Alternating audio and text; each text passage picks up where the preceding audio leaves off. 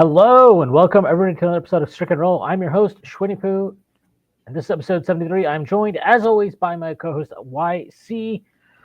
YC, what's going on? Nothing much, man. How are you? I'm good. We're going to talk about everything that's happening in basketball, which is not too much on the court, but plenty off the court as the NBA continues to be the most unnecessarily dramatic league in the world. Although the NFL is certainly giving them some money with their own collusions of sorts. But we're not here to talk about NFL collusion. We're here to talk about the NBA. We're going to talk about that. Before we get started, I do think the announcements first being that Strickland has a YouTube channel where you may watch this podcast if you aren't attending already. Please hit like, subscribe to the channel, leave this comment. That'd be a huge help to us. The Strickland also has merchandise, which you can find on our website at www.strick.land. There's a link that'll take you to the merchandise store. There's all kinds of cool stuff on there, like t-shirts, sweatshirts, hats, coffee mugs, water bottles, you name it, we got it.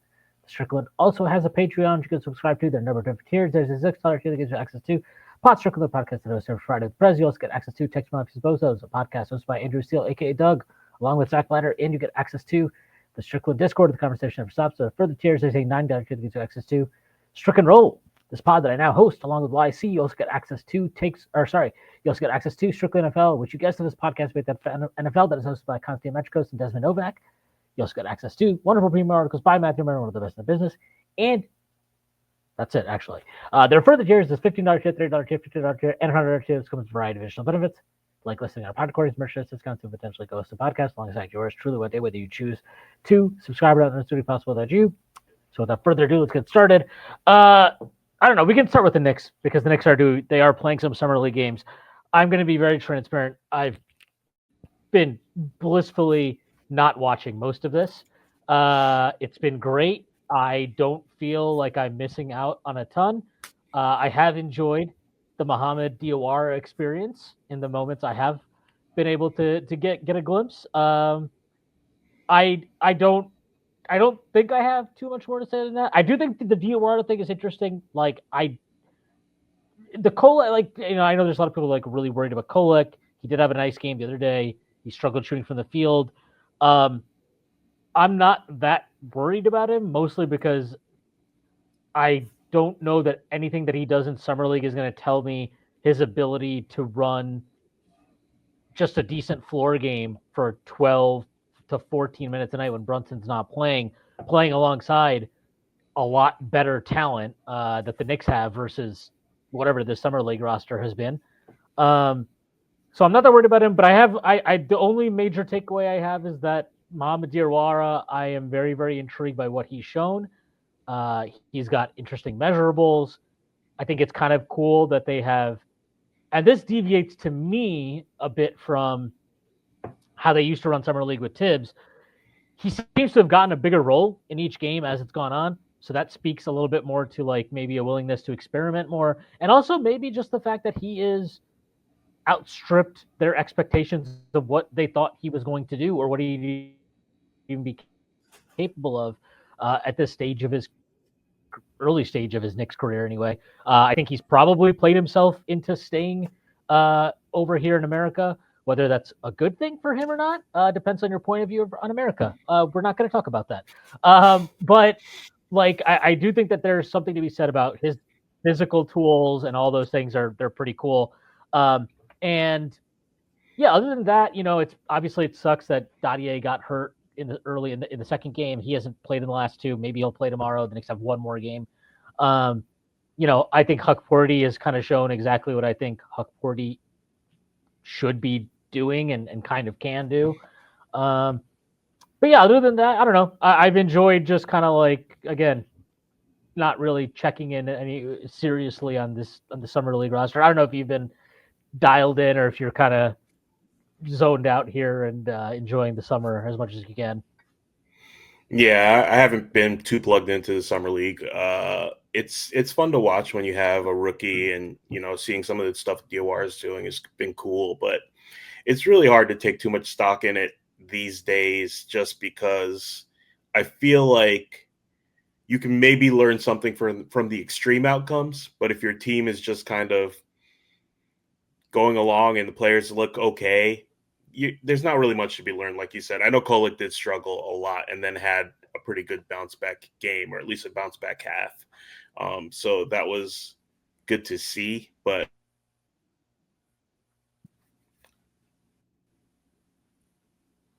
Yeah, it's I'm not that like I said, I'm not that interested in summer league. I didn't plan on being interested in it just because I was like, I don't know. It's probably bad in the sense that like because the Knicks are good, I'm just kind of like, yeah, I don't know that this stuff matters that much.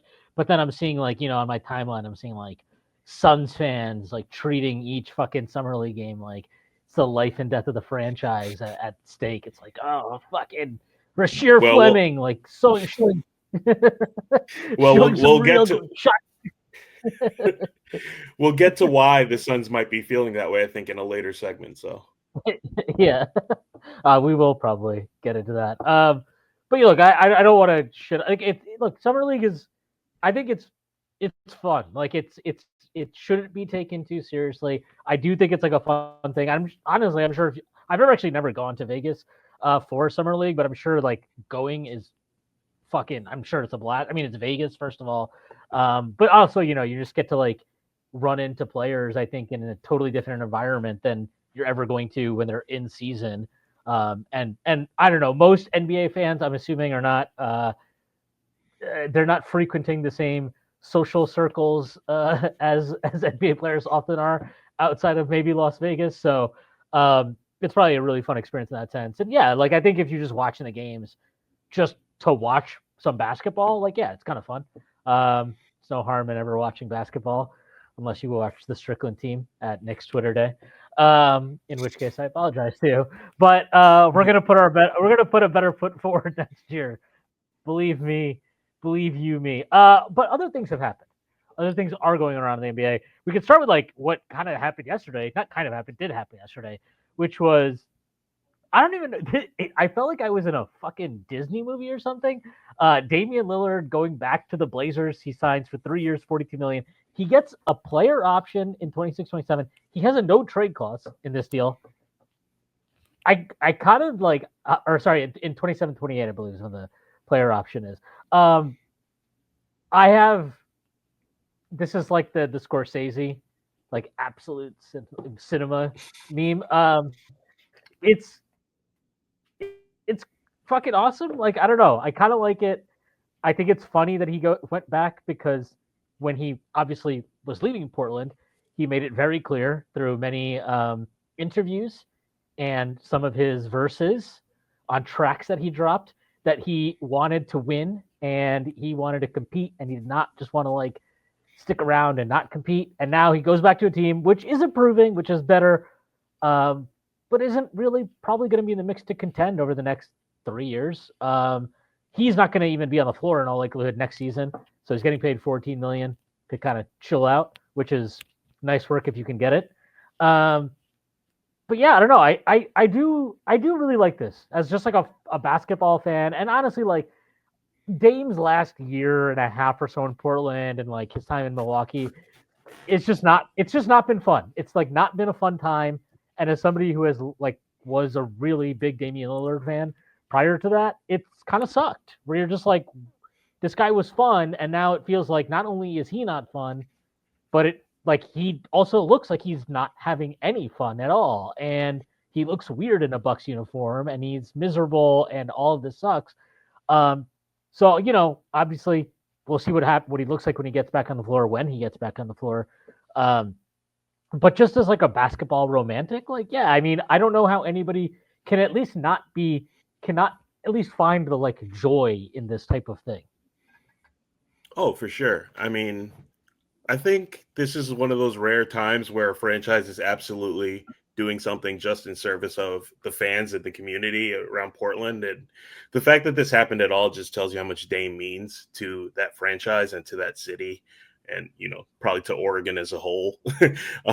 But it's interesting, man. It's interesting. I mean, in terms of that, it feels like a purely, fan service community move, which I'm all for because I think, like you said, they are not in a position where they're doing this and sacrificing their playoff or championship chances. And whatever they did with this, whatever move would have been done in place of the Dame reunion would not have put them over the top in any sort of way at any sort of level. So I totally get that. And I like the move for them. I like the move for the fans, for NBA fans as a whole. The interesting thing to think about is from Dame's perspective of wanting to go back and going back to Portland and in this way. And I don't want to get too I don't want to get too much into the psychoanalysis of it, but it just feels like a lot of things you said probably are things that Dame is thinking too. It wasn't a fun time being in Milwaukee. I think he may be, I guess, you know what I mean? I think he went through this injury. I think he'd been going through some personal things in his life that Yeah. also maybe put things into a larger perspective about, ring chasing or whatever you want to call it. Well, And what's happiness, right? Like that's yeah, really what it's about. Like what is exactly. happiness? And I think like look, it's always funny. I mean, because it's impossible to not think of this. Like it's impossible to not think about KD whenever you do this kind of conversation, because it feels like that's a guy who has been searching for something the last 8 years of his basketball life, 9 years, whatever, basically since he went to Golden State. And it's like, he thought winning a ring would make him happy. And it's like, well, that didn't make him happy. So then he's like, okay, well, going to Brooklyn and doing my own thing will make me happy. And that didn't work out. That didn't make it. Like, it just feels like he's, this weird basketball, like, fucking gypsy at this point. And I think with Dame, it's almost like he had that same experience of like, and obviously he did not have the success, right, that KD had of winning a championship like KD did with Golden State. 2 championships, obviously. Fake championships for him, as far as I'm concerned. They count for Steph. They count for Steph, not for KD. But but like he didn't have that, and I think the normal thing that a lot of people immediately thought, right, when he gets the wave and stretch and bought out from Milwaukee, was like, oh wow. And I listened to multiple pods where it's like this is crazy. Like he can just go sign with the contender for the minimum and like sign a 2-year minimum or something, and this year's a wash for him anyway. And it's like this guy could change the balance of like a team that can contend. And this is his path. Like it's such an easy path for him, or an easier path for him to go find a place that makes sense for him to latch onto and play for that contender that he's been looking for, which Milwaukee didn't ultimately deliver. And I think it's really, and like, look, is the money nice? Yeah, the money is nice. Nobody can deny that getting an extra, fucking $14 million a year. Yeah, that's nice, dude. That's doesn't hurt. But I think there's more to it than that. And I almost feel like the $14 million they're giving him is like a sign of respect for like, hey, like we want you to come back, and we want you back because of what you meant to this organization, what you meant to this franchise, regardless of how it ended when you left. Like we still love you and appreciate you here, and we're like, this is part of us showing that, but we want you back. And I just think it's cool that like he's not making a move to go ring chase, because he has had, this is the best setup you could possibly ask for to go ring chase somewhere, because he's getting all his money from Milwaukee. Like he doesn't need to go like, oh, I gotta go. Like, Harden's been doing the thing, right, where he's like, he turned down that big extension with Brooklyn, and ever since then he's kind of like chasing these like, all right, I got to make my 40 million this year, and then next year I'll sign a 2-year for 90. And it's like Dame's just kind of like, you know what? This is what happiness for me is like maybe I mistook like what I thought would make me happy with versus, and like you mentioned, like you go have that experience in Milwaukee, and maybe you kind of like, you know what? If I don't win a championship, so be it. Like I don't win a championship, but what I am in Portland, like, because I am an icon. I am a franchise icon in Portland. I am going to have my number retired there. I am a pillar of the community. I mean, that's like, Dame, whatever anybody thinks about Dame, like he is an all-time good guy. Like he is a good guy off the court. At least as far as philanthropic efforts, I do not want to speak on his personal life because I don't know his personal life. And I don't know what his ex-wife might say about that. But like, he, it's just all those things. And I just think it's cool when you see a guy go back to that play. I mean, it's like, we're Knicks fans. We grew up like on those 90s Knicks teams.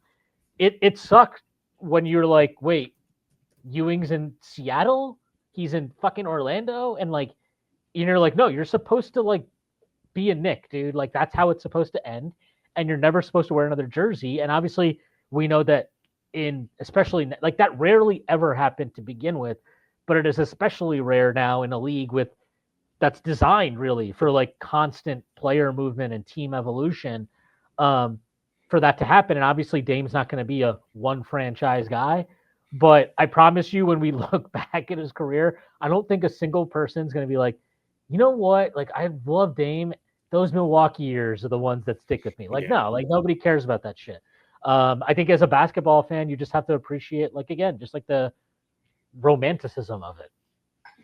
Yeah, I mean, and I think that even with the Milwaukee move, he pretty much waited until the very last moment to try the requested trade ring chase thing that players do. Like he gave Portland, the best years of his life to put it in those terms, Yeah. like 100%. And I think that, yeah, I mean, and even going back to the Harden and KD thing, even if that's what happened, just realized that happiness for him is a little bit different and larger than basketball. I mean, he has I think two or three small children too, who probably are still in that area, the Portland area. So maybe it makes things easier from the family standpoint and just like the community as a whole, the fans as a whole. It just feels like a chance to maybe make good on certain things and make his life a little bit better. So, I wish him a lot of luck. And, I'm happy for the fans too, because again, like I said before, this isn't a move that they are sacrificing something on the court for sentimentality. It doesn't really affect their future or their present in any negative way to make this move. So I think it makes a lot of sense. It's surprising, and I don't think anyone saw it coming besides them, but I think when you really look at it, it makes a ton of sense for both sides. So, it looks like a win-win deal, I think. Yeah. I mean, obviously, whenever he gets back, we'll see what the hell Scoot Henderson does next year. He made some strides his second year in the league. I thought he looked a lot better at the end of the season than he had at any point prior. How would Dame coming back in 26, 27, like, how does that affect him? I mean, that's something for them to worry about at a later time and date. But like, it certainly doesn't affect anything they're doing this year. And, I, he will have made this decision to go back, and they have made this decision to bring him back with an understanding of like what this team situation is. He knew what the team situation was when he left. That was part of why he left initially, right? Is like, hey, we're not competitive, and they're more competitive now in terms of just like their younger players have improved, and I think they have a certain ethos of like they're a fucking annoying team to play against. Like they have a bunch of guys that defend their ass off. They can switch positions. They're pretty long. And they have like, I think the Hanson Yang stuff I've seen, he looks like a really interesting player. And I really like Donovan Clingan. I liked him coming into that draft.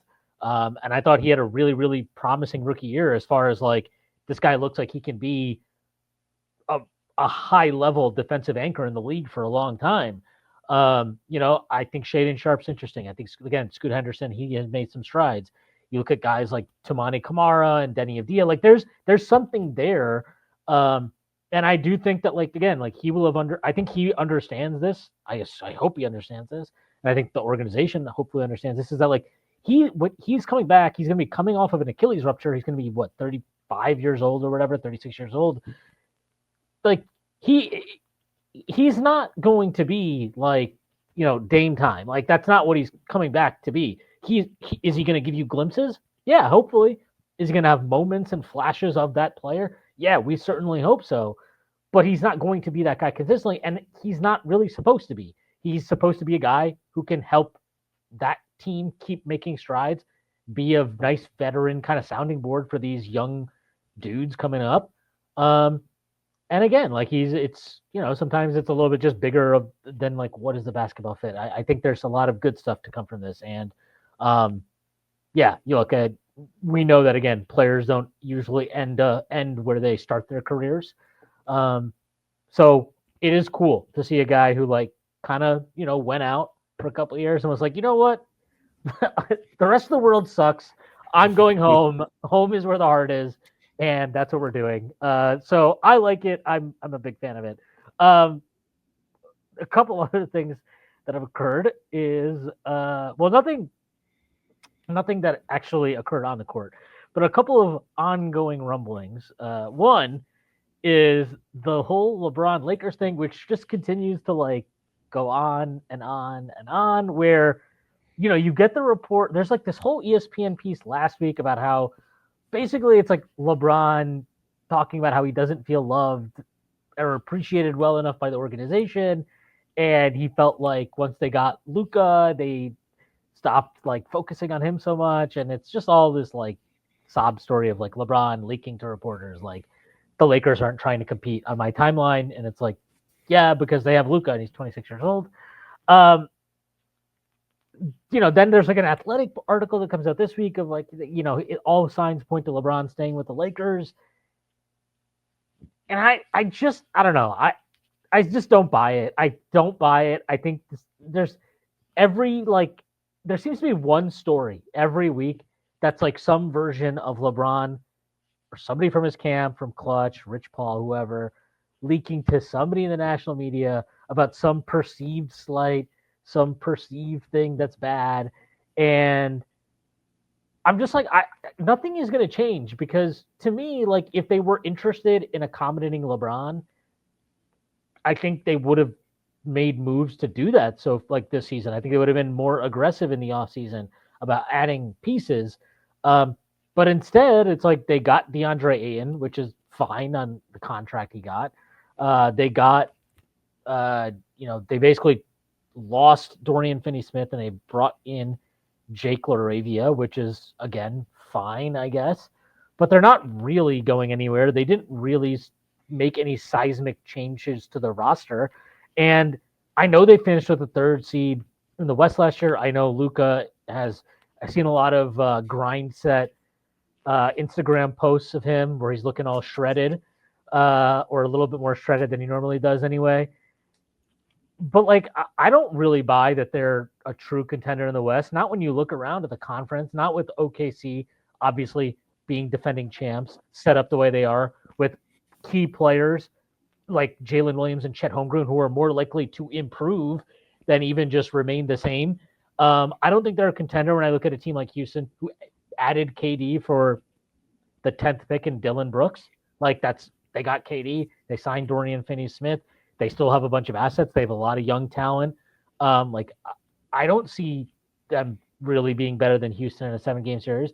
I don't see them being better than maybe even Minnesota again, because first of all, Minnesota waxed them. I mean, that was not a competitive series. And I'm not sure that was a DeAndre Ayton away from being a competitive series.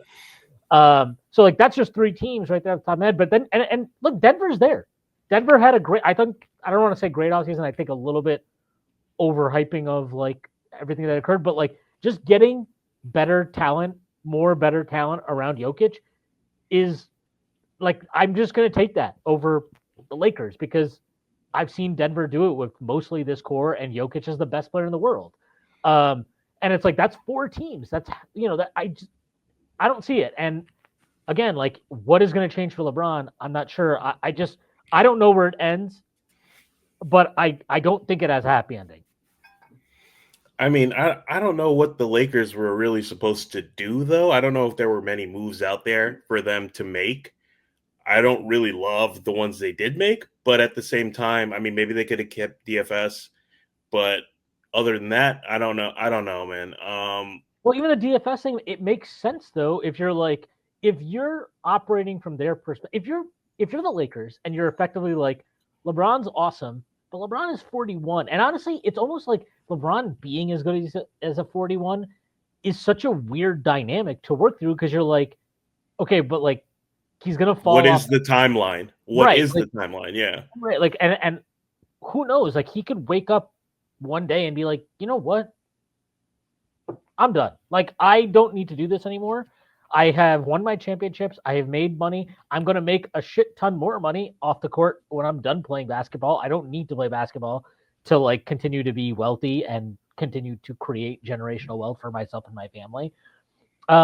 So like you don't know that. Like, you don't know what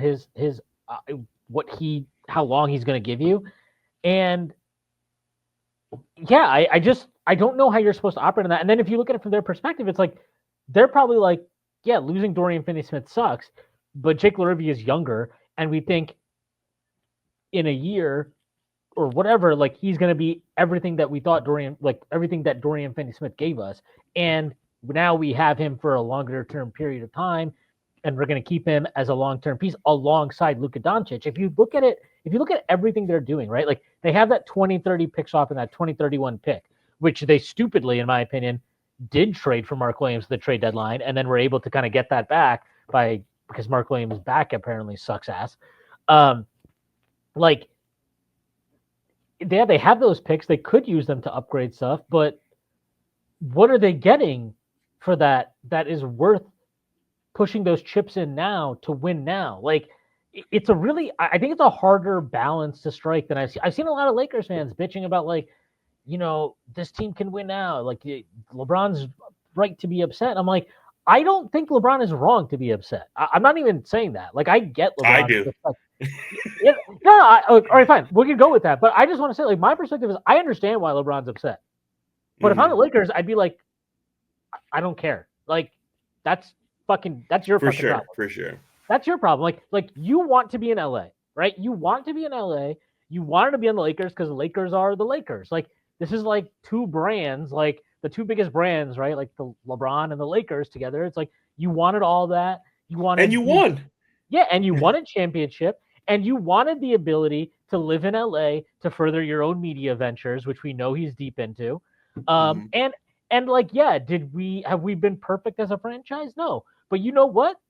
You wanted the Russell Westbrook trade. So you can't act like you weren't involved in those decisions, which him and Anthony Davis, who's no longer there, obviously, both tried to do. Like within like 3 months of the Russell Westbrook trade, you heard a lot of like, oh no, it wasn't us. Like, no, we didn't want. I'm like, no, you wanted Russell Westbrook.